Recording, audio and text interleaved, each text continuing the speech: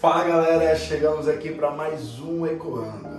Você já sabe, né? Então compartilha esse vídeo para que mais pessoas possam chegar a este momento de graça. Se inscreve no nosso canal, ativa o sininho, deixe o seu comentário, deixe o seu like também, para que nós possamos cada vez mais divulgar a nossa evangelização aqui através do nosso canal do YouTube e através desse programa que cada dia mais tem alcançado tantas pessoas a partir de uma palavra profética e de encorajamento.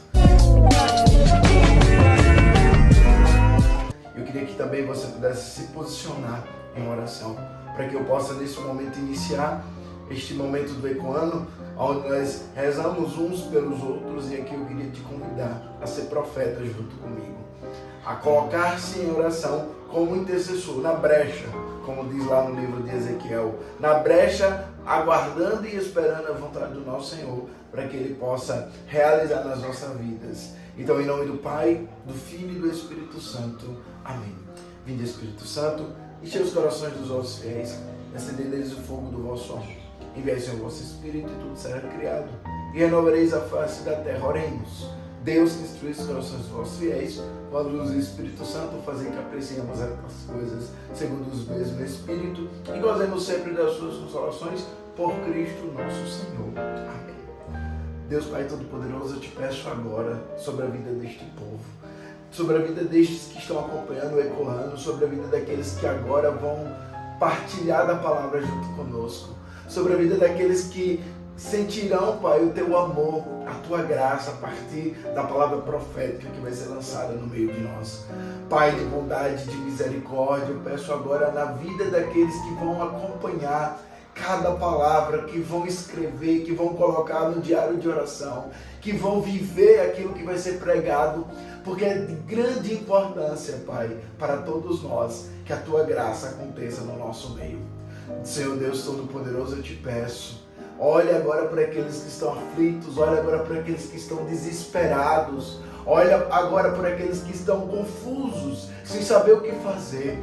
Mexe, Senhor, agora nas estruturas humanas, físicas, psicológicas, para que todos que ouçam a palavra do Senhor, que possam ser cada vez mais animados, levantados, reavivados pela graça do teu Santo Espírito. Eu te peço, Senhor, Pai de bondade e de misericórdia, alcança agora aqueles que estão enfermos, alcança agora aqueles que estão doentes, alcança agora aqueles que estão nos leitos dos hospitais ouvindo este programa, alcança agora aqueles que estão nos leitos da sua casa, alcança agora aqueles que estão desesperados, talvez passando por um lugar onde esse programa está começando, que eles possam parar, ouvir e ser alimentados da tua graça. Que uma só palavra que for derramada no nosso meio agora seja palavra de cura, seja palavra de libertação, seja palavra de acolhimento, seja palavra de animação espiritual, aquilo que vem de dentro de nós, aquilo que está na nossa alma, que seja arrancado agora, Senhor Jesus, todos os males, que seja arrancado agora todas as dores físicas, todas as dores espirituais, todas as dores psicológicas, que o Senhor possa passar à frente, libertando, curando e transformando o teu povo, que foi para isso que nós estamos aqui, Jesus. Nós te pedimos tudo isso pela glória do teu santo nome, para a honra e glória, que o Senhor possa ser exaltado todos os dias na vida daqueles que estão ouvindo esse vídeo. Pela intercessão da bem-aventurada sempre Virgem Maria, eu peço agora sobre a vida de cada família, de cada lar, de cada lugar que esteja assistindo esse programa. Sede em meu favor, Virgem soberana, livrai-me do inimigo com o vosso valor. Glória seja ao Pai, ao Filho e ao Amor também, que é um só Deus em pessoas três, agora e sempre, sem fim. Amém. Queridos, é de grande importância que nós precisamos entender nesse Ecoando de hoje. Antes de entrarmos no tema, entender aquilo que Deus escolheu para mim. Antes que eu possa entender o projeto salvífico de Deus para mim, eu preciso entender o que Deus quer para mim. Porque hoje nós iremos falar sobre a comunidade, como um projeto salvífico de Deus para mim. Mas eu só vou entender que a minha comunidade, eu só vou entender que o meu instituto, eu só vou entender que o meu lugar na vocação é o projeto salvífico de Deus na minha vida, se eu primeiro compreender a dimensão do que Deus quer para mim. E por isso que muitas vezes nós ficamos aí igual baratas tontas, né? Perdidos, sem saber o que fazer na vida. Ou até mesmo dentro de um chamado apodrecendo. Quantas pessoas que você já viu, já conheceu, que você já deve ter visitado conventos, ou comunidades, ou institutos, ou seminários, ou tantos lugares, até mesmo nas nossas casas, como homens e mulheres casados. Quantas pessoas que você já conheceu que vivem aquela vocação, sabem que é aquilo que Deus quer, mas parece que está podre, parece que não está mais maduro, parece que não já é mais aproveitável aquela situação de vida. É como se aquele desgaste ao longo do tempo fosse consumindo o projeto de Deus para mim.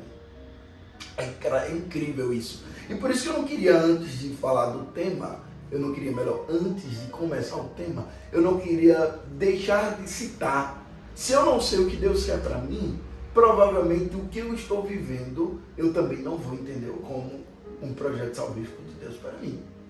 Seja lá a identidade que você esteja, de nova comunidade, de instituto religioso, de vocação sacerdotal, religiosa, vocação matrimonial, seja lá qual seja o seu chamado nesta vida. E por mais que você tenha certeza, mas você só se encontrará nele quando de fato você entender-se como aquilo que Deus quer para mim me preenche por completo. Quando nada mais, quando as adjacências, quando aquilo que esteja ao meu redor, nada mais seja tão importante quanto o chamado de Deus na minha vida. Nada mais. Nada mais pode ser mais importante do que o projeto de Deus na minha vida. Para que nós possamos elencar ainda mais esse tema, eu gostaria que você pegasse comigo a palavra de Deus lá no Evangelho de São João, capítulo 6, versículo 68. É um discurso entre Pedro e Jesus. Jesus estava ali naquela hora falando de como iria acontecer toda a crucificação e morte, e de repente alguns daqueles que estavam ao redor começaram a sair. Então Jesus olha para os discípulos, para os apóstolos, melhor dizendo, dos 12, e pergunta: e vocês, não querem ir também? Pedro então toma a palavra e cita esse versículo, do qual nós iremos ler agora, que é o versículo 68. Ele diz bem assim: a quem iremos nós, se só tu tens palavra de vida eterna? Queridos, somente esse versículo bastava para que nós pudéssemos compreender a dimensão do projeto salvífico de Deus na minha vida. Só esse versículo bíblico. Eu vou convidar você que está aí do outro lado agora, fazer uma proposta para você. Talvez você que está vivendo um chamado vazio, talvez você que está vivendo uma vocação, que sabe que é a sua vocação, mas está podre, está cansado. Eu vou convidar você. Pegue esse versículo, imprima ele, coloque ele na cabeceira da sua cama ou na frente do seu guarda-roupa e comece a lê-lo todo dia. Comece a ler esse versículo todo dia. Comece a entender que fora do que Deus quer para você, não tem sentido de vida. Não tem indicativo de felicidade. O venerável Futushin, agora promovido a servo de Deus, ele cita em um dos seus escritos que eu li, que é muito mais importante entendermos o que Jesus é para nós do que entender a própria vocação. Porque uma vez eu ciente do que Jesus é para mim, é impossível eu sair da minha vocação. é impossível eu sair do meu chamado. É impossível eu sair do projeto que a mim foi colocado como um projeto de salvação. Porque para que eu entenda o projeto de salvação, eu preciso entender que existe um Deus que me ama, como é citado lá em João 3,16. Um Deus que me ama tanto, que foi capaz de dar o seu Filho único, para que todo que nele crê não pereça, mas tenha a vida eterna. E esse mesmo Deus que entregou o seu Filho único para que todo que nele crê não pereça, mas tenha a vida eterna, foi capaz de ortogar o nome desse Cristo acima de todo nome no céu, na terra e nos infernos, como diz também o livro de Filipenses capítulo 2. Aqui está a razão do entendimento que eu preciso ter para viver bem o meu chamado e o projeto salvífico de Deus na minha vida. Então, essa podridão, por isso que antes de elencar alguns pontos para nós, eu queria que nós pudéssemos entender que a podridão do meu chamado, da minha vocação, ela vem diretamente do não entendimento do que Deus quer para mim, ou de quem é Deus para mim. A quem iremos nós? Ele não perguntou para onde iremos nós, mas a quem? Eu não tenho para quem.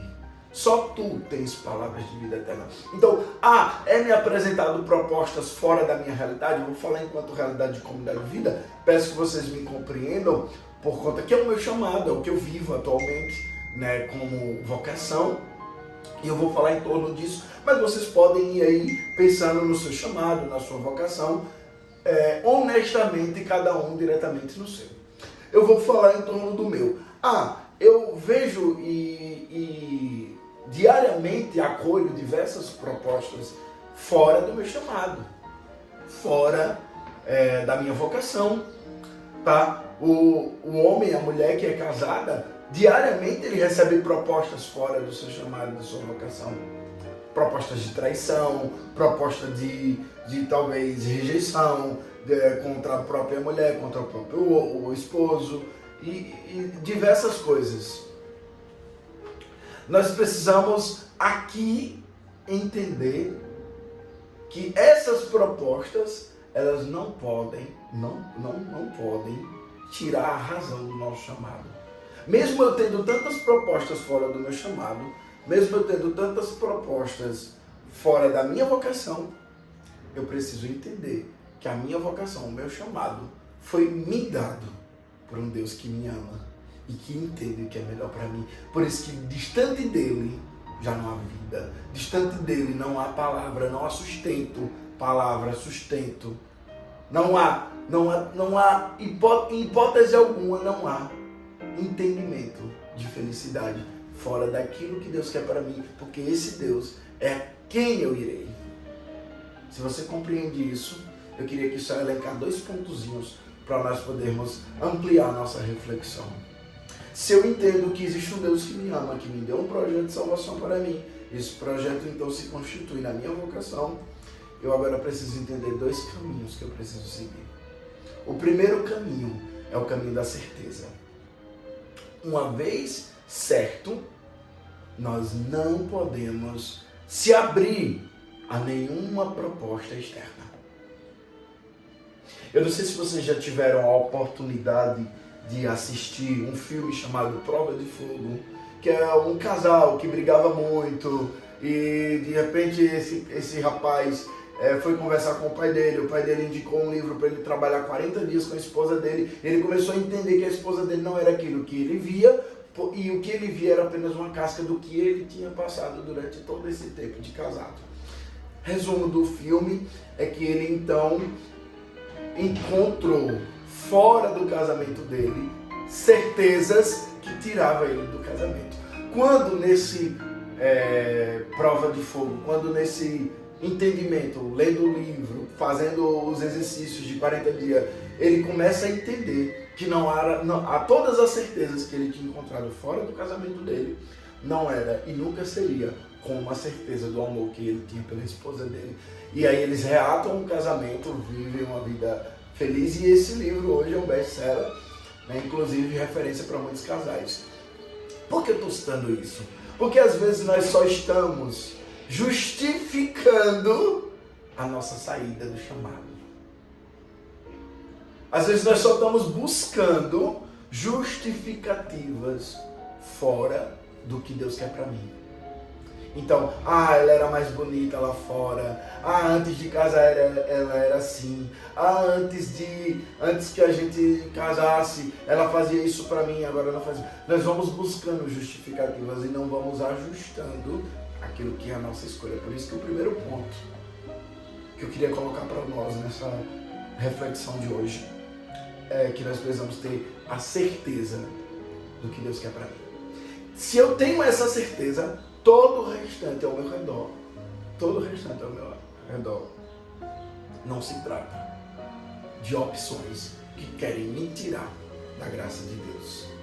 Entendido este primeiro ponto, nós vamos diretamente para o segundo ponto, que é o segundo ponto que é o mais complicado, mas ao mesmo tempo o mais direto possível. Eu quero ser com você nessa reflexão. O segundo ponto, para nós entendermos o projeto salvífico de Deus para mim, no meu caso a comunidade, eu preciso, além da certeza que é o primeiro ponto, eu preciso dedicar-se ao projeto de Deus. Porque o que acontece? Eu então entendo o projeto de Deus para mim, que foi lá no nosso objetivo de reflexão de hoje. Eu tenho certeza desse projeto, mas eu não me dedico. Eu não faço nada por ele, eu não acrescento em nada na minha vida comunitária, eu vivo os horários fora, eu não busco viver como pede a regra de vida da minha comunidade, eu busco não obedecer às minhas lideranças ou à minha fundação, eu busco não entender o meu carisma para entender o que eu posso fazer dentro do meu chamado, eu busco não viver aquele jeito de ser do meu carisma, porque no meu entendimento o meu jeito de ser é melhor. Então Deus derramou esse carisma para quem? Me perdoe perguntar para você essa pergunta tão infame. Mas, então para que Deus botou esse carisma na tua vida? Se você tinha o seu jeito, se você sabia que o seu jeito era diferente do seu carisma, mas que dentro do carisma ele moldava você, ele te fazia ser feliz e quem você nunca foi, e você ainda insiste em colocar o seu jeito dentro do teu carisma ou dentro da tua vocação, porque isso serve para todas as outras vocações. Então você não entendeu nada. Você não entendeu o que é uma graça extraordinária, no caso o carisma. Você não entendeu o que é um sacramento, no caso o matrimônio. Porque quando eu quero colocar o meu jeito no matrimônio, eu esqueço que do meu lado existe alguém. E aquele alguém também tem um jeito que precisa ser conquistado, que precisa ser levado adiante como uma prova de amor, na qual eu me submeto a fazer o outro feliz. E submissão aqui não se trata de carga, de peso. Submissão se trata de entrega. Para essa conversa ideológica de dizer que mulheres submissas é mulheres presas, é mulheres não sei o que não, é mulheres que entenderam que precisam se entregar, é homens que entenderam que precisam morrer pelas suas esposas para que elas sejam felizes, é servos, missionários, membros de vida que precisam compreender que todos os dias eu preciso entregar a minha vida loucamente por aquilo que Deus me entregou como graça, que se chama carisma, que se chama matrimônio, que se chama vocação sacerdotal. Tudo que Deus me entregou como projeto de amor, como eu falava lá no princípio, é um projeto salvífico de Deus para você, querido. Por isso que você precisa dedicar tempo e vida para isso. Aqui eu encerro a minha fala trazendo para nós o entendimento de São Francisco de Assis. Eu amo muito o São Francisco de Assis, porque muitas pessoas costumam me procurar dizer bem assim: eu não consigo, eu não entendo, eu não sei como fazer. Diego, é tão difícil as coisas. Pega essa teoria de São Francisco, leva para a tua vida a partir de hoje. Comece fazendo o necessário, depois estará fazendo o possível, e sem perceber, estará fazendo o impossível. Leva essa ideia de São Francisco para o seu chamado, para a tua vida, e você verás quão grande será o que Deus tem para fazer na tua vida. Que nós precisamos, assim como São Pedro, elevar a voz ao Senhor e dizer para Ele: a quem iremos nós, Senhor, se só Tu tens palavras de vida eterna?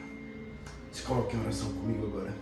para que nós possamos cada vez mais entregar o nosso chamado, a nossa vocação, aquilo que nós temos como projeto salvífico no colo do nosso Senhor e dizer: Senhor, aqui está o meu chamado, aqui está a minha vocação.